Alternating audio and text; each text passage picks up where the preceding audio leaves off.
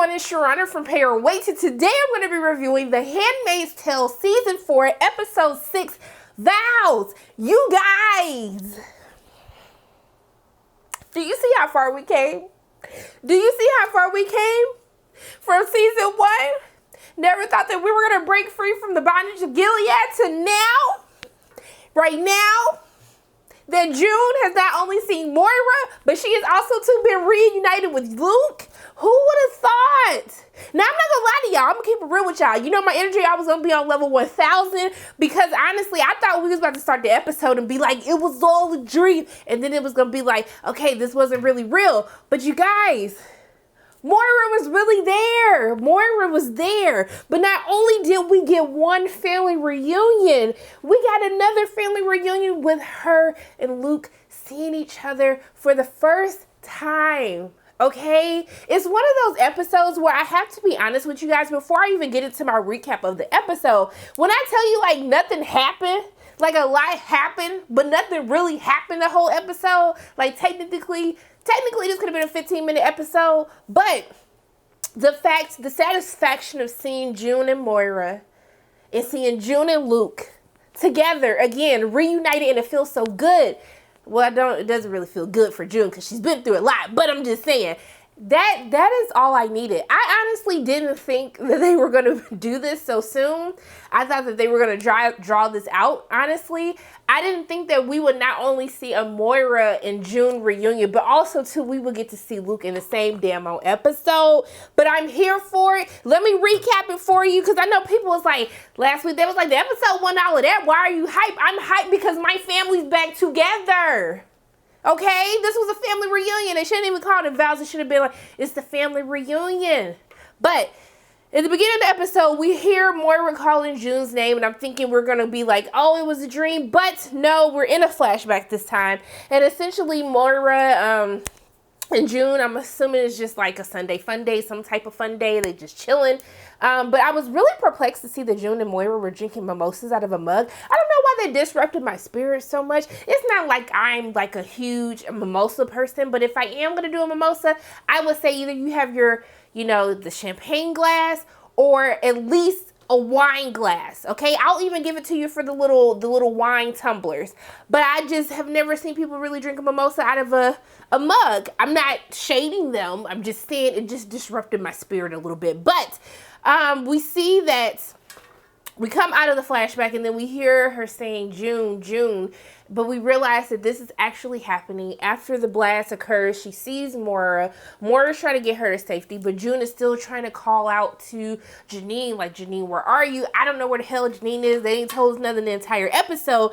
But we see that Moira realizes that June is absolutely in shock. She's like, hey, if Janine is okay, like, she would probably be in the medical tent because of the blast, but it's that way, like, we need to get there and go figure out how to find Janine. So, like, she's, like, literally manipulating her to, like, go, but not manipulating her. We'll get into her manipulation of June later in the episode.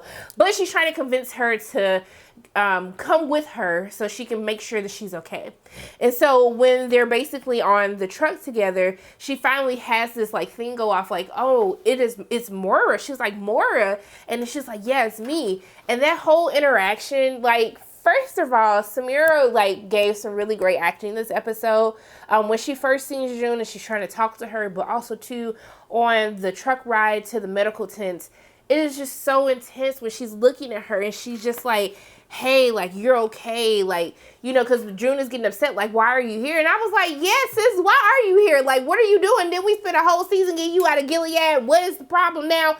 But we see that she's like, I'm here to find you. Like, I actually found you. I'm here to take care of you. Like, I'm not going to leave you. And it's like a huge weight on her. We see, like, when she's having a conversation about, why does she always feel like she has to clean up June's messes? She talks about how she feels guilty for being the one that escaped Gilead. June was the reason she was able to leave. And so this has some guilt on her. There's weight on her. She wants to make sure that she can get her best friend back that she loves, but also to pay back what, she did to help get her out as well. And so that's what makes the reunion between them so emotional once June realizes who she is and just Moira just telling her, like, I am here for you. I'm not going to lose you again. Like, I finally found you. It's just, the whole episode just felt surreal watching, to be quite honest with you, because I was just like, I still can't even believe, can somebody pinch me out there? It hurts, don't pinch me. But I'm just shocked that this is actually happening. So we see that they end up going to the medical tent. She runs into her boo thing, and essentially, you know, she's like, hey, like, things got out of hand. We need to leave immediately. Like, we can't leave the supplies because everyone will basically fight over. They'll kill each other over it. We need to leave. We need to regroup, and we need to try to make sure that we can come back and do this again. And so she tells her that, like, hey, I found June. She's like, oh, that's great. Is she okay? And then basically, yeah, like, you know, she's gonna come with us. And she was like, come with who, boo boo? What you mean? We can't break this treaty. Are you serious? And then when she tells her, like, hey, like, I know that's your best friend, but is her life more important than everybody else's life? Like, we can't mess this up. And so it puts Moira in a very tough predicament, because I feel Moira, because it was like, this is my best friend, hoe. I mean, she's not a hoe in real life, but I'm just saying, you telling me I've been looking for my best friend for 4 seasons. Really not 4 seasons, maybe 2 seasons. But I've been looking for my friend all these dang on seasons, and I finally found her, and I literally cannot take her with me because of this damn treaty. I felt to the pain that Moira was feeling in this moment, but she tells her, like, no, you can't do this. And so essentially Moira comes up with the decision that she's going to have to sneak June onto this boat. She came here to get her friend. She found her. She's not leaving her. She has to come on the boat. And so this is where we get into the manipulation of June. Because basically June is like, I don't want to leave. I can't leave Janine. Then she starts talking about how she can't leave Hannah. Like, no, I don't know what to tell you, but I'm not leaving. And so then, she was like, do you know where Hannah is? Like, what is happening with Hannah? Like, where can we go get Hannah? Oh, you don't know the answer to the question? Then bring your ass on this boat. What are we sitting up here talking about? Like, you need to leave Hannah for now. Like, I need to make sure that you are safe, so then we can come back and we can get Hannah at a later date. So June is obviously not having any of this. And so this is when she's basically saying, like, she was like, they're going to hunt you down. They're going to kill you. They're going to kill you in front of your daughter. It's going to scar her. Just basically giving her, like, all of these worst case scenarios is what's going to happen. And I was like, Moira, obviously you haven't been watching the 4 seasons of The Handmaid's Tale, because if you think as many times as June has escaped, as many times as June has killed somebody, she has stole all these damn kids, like, she ain't getting killed. Baby, you ain't been watching all the seasons talking about they going to hunt you down. They ain't going to do nothing. Nothing, okay, because it ain't did nothing for 4 seasons to her, all right? But so essentially she says, like, hey, everyone is waiting for you in Canada. The people who love you, Rita, Luke, Nicole, like, Nicole needs her mother. You need to come back for your daughter. Like, you're her real mother. You need to be here. And so obviously speaking to her as a mother, that's like what gets June to be like, okay, fine, I will get on the boat. I will do what you're asking me to do. And so it's so sad, because you see all of these people, like, trying to get food, trying to get help, trying to escape with them. And it just sucks, because it makes you feel a certain type of way. You see her saving June, taking her with her, and then you see everyone, like, looking at Moira take June away, and then they're still left there to basically starve or be killed, or, you know, be collateral damage in this war that is happening. And it was just really sad to see that even after they break the fence down, they're trying to run and catch the boat. It's just a sad sight to see. But we see that, so we go to a flashback of June, who is moving out now. So she's moving out of her Moira's place. She's moving in with Luke. They're engaged. They're going to be married. And so Moira is not really feeling this. So she basically says, like, hey, like, it's okay. Like, are you sure you want to do this? Like, do you think this is a good idea? And of course, June looking like, bitch, what are you talking about? Does it look like a good idea? I'm engaged. And then she was just like, he's a cheater. Like, he left his wife. Like, what if you can't conceive? What is going to happen to you? Is it going to be the same thing? And she was like, first and foremost, why you sitting up here acting like my man had been married 15 million, 11 times? He hasn't. He had one wife. They had other issues.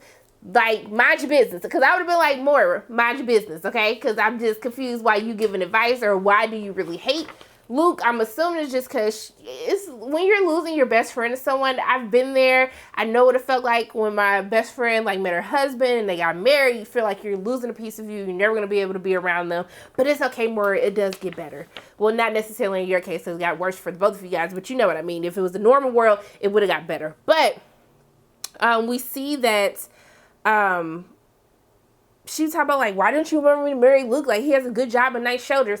I was like, sis, I don't think that's the criteria for what you need in a husband, like, to have a lasting, fulfilling marriage. I was like, if that's what you're looking for, sis, and I mean, you like it, I love it, but I just felt like we needed to have a little bit more qualifications than just having a nice job and good shoulders. I was really confused by that statement, but I was like, I'm gonna let it slide. We see that she ends up having a conversation with her boo thing. She's checking her like, hey, are you okay? I know that has to have been hard to leave your best friend. We all had to leave people in Gilead, but we're almost home. And once we get through the port check, and she was like, port check? What you talking about? And I was like, yes, sis, what you talking about? And then she essentially has to tell her what has happened, that she has June on the boat, and everyone is pissed. And they were like, Moira tries to take responsibility for this, but her boo thing's like, hey, I'm the leader. Everyone needs to give their opinion. I respect all of you. Like, how do you feel about this? I'm thinking they finna be like, June that saved all these kids. She's a hero. And they were like, oh, hell no. Give her back. Take her back. Take her ass back to Gilead. We ain't finna die for June. Go ahead and tell her to go back. We thank you for your service of bringing the kids to Canada. Didn't nobody tell you to do that, but we respect you, girl. But you're gonna take your ass back to Gilead because you're not finna get us in trouble. I was happy that the one woman spoke up for her, but I was just like, dang. Even Moira had to tell him, like, you don't know about suffering, so shut the F up. I was like, ooh, Moira. I was like, but Moira, why are you fighting for June's life more than she is fighting for her own life? And I think that was like the big thing for me, is just Moira is doing so much to try to convince June to come with her, to try to convince June to stay, that it feels as though that Moira is more concerned about having June back. They're really trying to understand the state of mind that June is in. If you think about it, every time that June has had the chance to escape, she does not want to leave Hannah. This has been her major goal for all of these seasons. When she's gotten everyone else out of Gilead, she wanted to stay to find her child. But now the stakes are different because of the interaction that she's had with Hannah. And so we see a different side of June. And that was the first time I watched this, because I watched these episodes a couple of times, contrary to popular belief.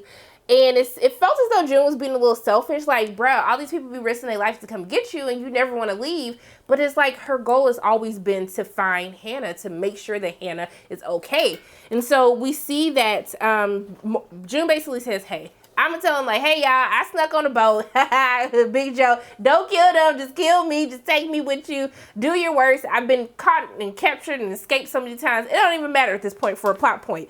So we see that they agree. Moira tried to beg her again. I was like, Moira, please just stop. Like, just stop. Just let it go. Just let it be. But we see that after she begs at her boo thing again. And so essentially at the port check, they decide to give her an identity, give her a vest. And so I'm scared on what's going to happen, because I don't know what the hell was going to happen. But things go off fine. Moira jumps in and saves June when she, like, because the dude was like, girl, what happened to you? You know how you looking at somebody and you just like, are you okay? Like, have you been through some things? Like, are you okay? But Moira stepped in. She saved her, and everything was fine. But we go into another flashback, because now we see that June and Luke they're moving in, and basically she starts asking questions about his wife. And so she has this conversation with him, and it's so weird seeing her kind of not in like a submissive state, but just to see her like in a normal, happy, like worrying about trivial things, even though we are talking about marriage and the rest of their lives together. But it's nice to see her and Luke together in that way, because we really just see June suffer, with the exception of when they decide to do flashbacks. And so we see that she like basically is like, hey, like, what if I can't have a kid? Like, I'm worried about these things. What if you're disappointed in me? What if, I crossed the line for something that's unforgivable and you can't go back? Like, what is going to happen? Like, what if you don't love me? Or if I change? And he's just like, well, I'll just have to love the person that you're now. And so it's so great that they're having this conversation as we're talking about vows, right? The vow that she made to make sure that she doesn't leave Hannah and Gilead, that she brings Hannah with her. The vow that she made with Luke, the vows that they had for their marriage. Luke's vow to making sure that he's always going to search for June. I really love how even with Moira's vow that she's going to bring June back to safety. And we really see all of these different vows that all of these characters have made and come to a culmination of the episode this week. And so I did have a question though. Question. June has to be public enemy number one, right? How do nobody know what June looked like? How you don't know what June looked like? I mean, she been on TV. She's been missing, like, I don't know how many times. I feel like everyone should just know who June is. So the fact that they were able to, like, get past The Guardian, I was just really confused by that. That just didn't make sense to me, that he just wouldn't know who the person who, like, smuggled out, like, 76 kids, y'all, that person not on the news, y'all don't have her, like, posters everywhere, like, with X's on it, like, bring her back at all. That was just something that I really couldn't get down with it. It just really disrupted me. Like, I was just like, this doesn't make any sense. But we see that Maury and her boo thing, they end up breaking up. And she's like, well, can we still talk at the office? I would be like, bitch, hell no, we can't talk at the office. But she's like, there's not going to be an office left after this. Like, we've broken this treaty. Like, this is literally, like, government, like, political, United Nations type of stuff that you just broke for June. Like, you are looking at it like you saved your friend. But, like, literally, we just broke a whole treaty. So we see that Moira goes to find June. June is trying to get the sailboat, the little lifeboat. She's trying to get off. She's like, hey, I gotta go back and get my kid. And then Moira's like, you know what, Beach? F it. I'm going with you. She's like, no, you can't do that. And I was just like, girl, after all this she done did, you might as well let her go with you so y'all could die in the water like she said. Because I'm just really confused at this point. But when Moira says, like, I didn't bring you all this way to, like, leave you behind, and June calls her out on, like, manipulating her. I was like, Moira, you did manipulate her. You did use Nicole in order to get her to stop talking about Hannah to come with you.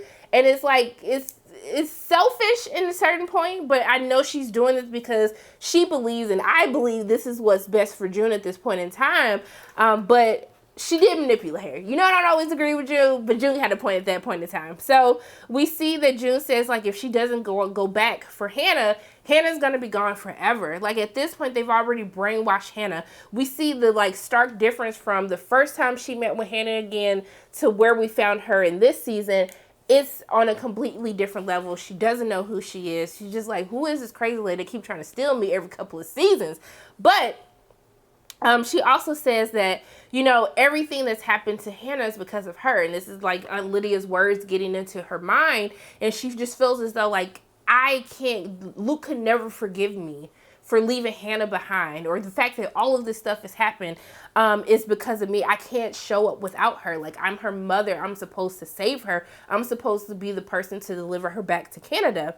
And so Moira tells her, like, hey, you need to let Luke make that decision because he's been waiting for you. He's never stopped waiting for you. He's never stopped holding out hope. And so essentially she convinces her to, like, come back with her to Canada.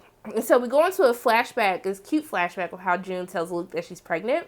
And then we see this cute montage of Luke and Hannah and June together, just happy. I was just like, you know what? I'm normally always depressed in a Handmaid's Tale episode, but I was actually happy this time. And so we see that June can't really get off the boat. She's kind of stuck there. And then we hear Luke, he goes after her, and then she basically tells him, like, hey, I'm sorry. I don't have her. I'm so sorry that it's just me. I apologize. And he's like, it's okay. And so then we see them embrace each other. She starts crying. He starts crying. I start crying. Everybody else start crying. And then we see her come off the boat, and then she stares into the camera and does that June thing that they always do, where she just, like, look at me staring off into the distance. I'm staring, but I'm staring towards my future because I'm free.